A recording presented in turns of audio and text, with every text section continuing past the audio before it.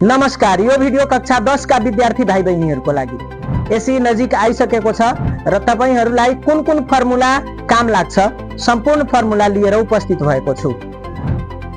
तपाईको लागि एक एक सेकेन्ड इम्पोर्टेन्ट छ, त्यसकारण ढिला नगरिकन यो भिडियो सुरु गर्छु।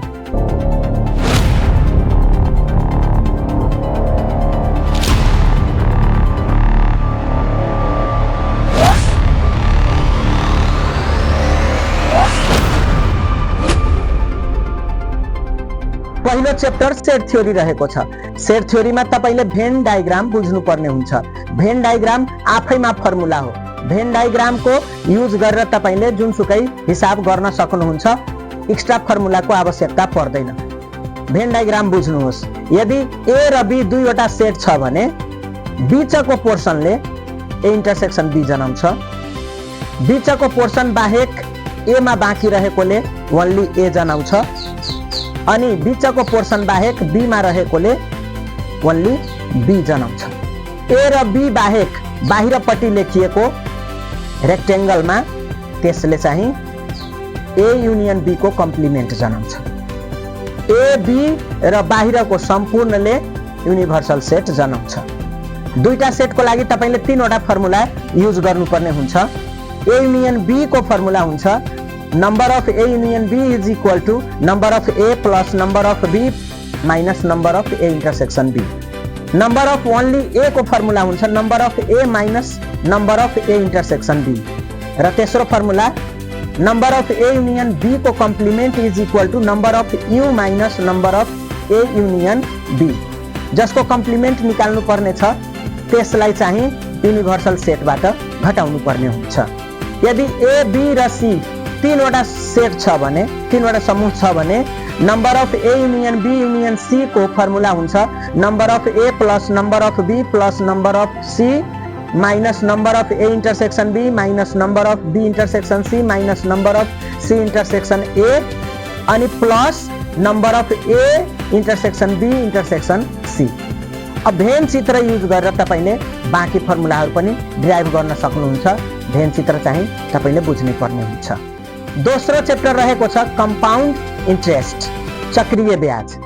एनुअल कम्पाउन्ड अमाउन्ट अर्थात वार्षिक चक्रीय मिश्र धनको फर्मुला हुन्छ CA is equal to P whole into 1 plus R by 100 whole to the power T र इन्ट्रेस्ट अर्थात ब्याजको फर्मुला हुन्छ। हामीलाई थाहा छ ब्याज निकाल्नको लागि जति मिश्र धन आएको हुन्छ त्यसबाट P घटाउँछौ। CA बाट P घटाउँदाखेरि त्यो के हुन्छ? इन्ट्रेस्ट हुन्छ। त्यसकारण P कमन लिएर P whole into 1 plus R by 100 को पावर T माइनस 1 हुन जान्छ। यो चाहिँ चक्रीय ब्याजको फर्मुला हो। अब चक्रीय ब्याज चाहिँ हाफ इयरली ग्रो गर्यो भने, अर्धवार्षिक रूपमा बढ्यो भने त्यसको फर्मुला के? CA हाफ इयरली छ भने CA is equal to P whole into 1 plus R by 200 whole to the power 2T र हाफ इयरली इन्ट्रेस्ट निकाल्नु छ भने, ब्याज निकाल्नु छ भने P whole into 1 plus R by 100 को पावर 2T माइनस 1। त्यसै गरी 3 महिनामा ब्याज बढ्यो भने, ब्याजको ब्याज भयो भने क्वार्टरली त्यसलाई भनिन्छ, त्रैमासिक भनिन्छ। त्यसको लागि 4 चोटि क्याल्कुलेट गर्नुपर्ने भएकोले, एक वर्षमा 4 चोटि क्याल्कुलेट गर्नुपर्ने भएकोले फर्मुला त्यही तर R बाई 400 पावर 40।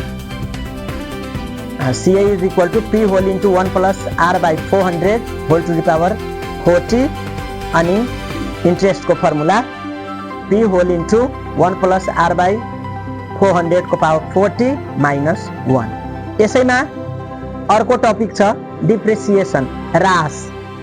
वार्षिक ह्रास भयो भने, डिप्रेसिएसन भयो भने प्लसको ठाउँमा माइनस राख्नु होला।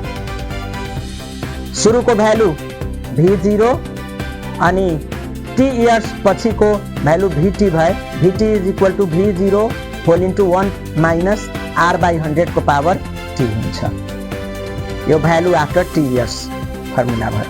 क्वार्टरली र हाफ इयरली सेम वे। यदि कम्पाउन्ड अमाउन्ट बुझ्नु भएको छ भने यो पनि त्यस्तै हो। डिप्रेसिएसन भएकोले यसमा माइनस हुन्छ, फर्मुला सेम राख्दा हुन्छ। तेस्रो टपिक रहेको छ मनी एन्ड एक्सचेन्ज रेट, मुद्रा विनिमय। यो सटहीसँग रिलेटेड छ। जस्तो भारूलाई नेपाली बनाउनु पर्यो, नेपाली रुपियाँलाई भारू बनाउनु पर्यो, डलरलाई नेपालीमा कन्भर्ट गर्नु पर्यो, यस्तोको लागि। अस्ति मेरो सालाले मलाई $540 पठायो, $540 ल्यापटप किन्नको लागि। अनि त्यो $540 उताबाट पठाउँदाखेरि नि यहाँ चाहिँ 80,363 रुपियाँ भयो। त्यही हो कसरी त्यहाँको $540 यहाँ चाहिँ 80,363 रुपियाँ भयो।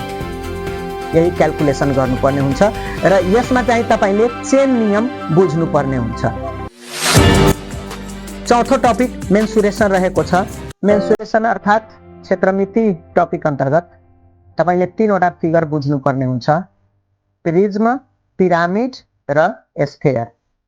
प्रिज्ममा 2वटा बेस हुन्छ, पिरामिडमा एउटा बेस हुन्छ र स्फेयरमा बेस हुँदैन, तर हेमिस्फेयर बनायो भने त्यसमा एउटा बेस बन्न जान्छ।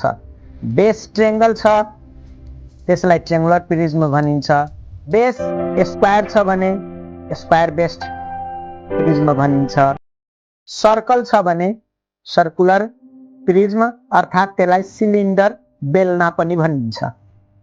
यो जुनसुकै प्रिज्म भए पनि त्यसको भोल्युम निकाल्नु पर्यो भने area of base into height गर्नु होला।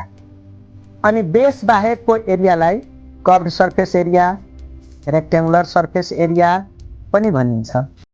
कर्भड सर्फेस एरिया अर्थात् वक्र सतहको क्षेत्रफल निकाल्नु पर्यो भने perimeter of base into height गर्नु होला। जस्तो कि ट्रेङ्गुलर प्रिज्म छ भने A + B + C into H गर्नु होला, स्क्वायर बेस्ड प्रिज्म छ भने 4L इन्टु H गर्नु होला, र सर्कुलर प्रिज्म अर्थात् सिलिन्डर छ भने 2πRH गर्नु होला। टोटल सर्फेस एरिया निकाल्नु पर्यो भने जुन दुईटा बेस छ त्यो बेसलाई जोड्नु पर्छ, CSA + 2 into area of base गरिन्छ।